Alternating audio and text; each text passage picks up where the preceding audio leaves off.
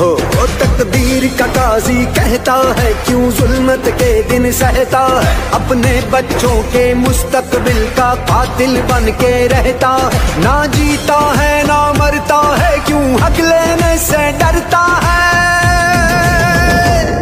है हक हमारा, है हक हमारा, है हक हमारा, हम लेके रहेंगे, हम लेके रहेंगे, है हक हमारा आजादी, हम लेके रहेंगे आजादी, हम लेके रहेंगे आजादी।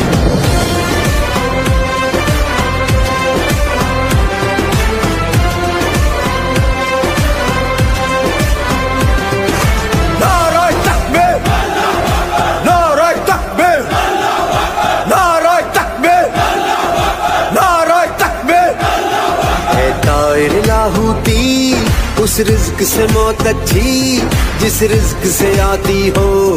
परवाज में कोताही, वो दौर गया जब कहरो जफा को राम मचाया करता था, जब दस्ते सितम आवाजों को खामोश कराया करता था,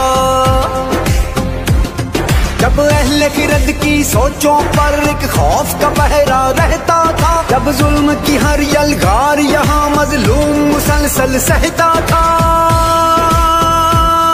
अब जाग उठा है ये देश हमारा, अब जाग उठा है देश मेरा, अब यलगारों की कार नहीं, है हक हमारा, है हक हमारा, तुझे देनी पड़ेगी, हम लेके रहेंगे, तुझे देनी पड़ेगी, कैसे ना देगा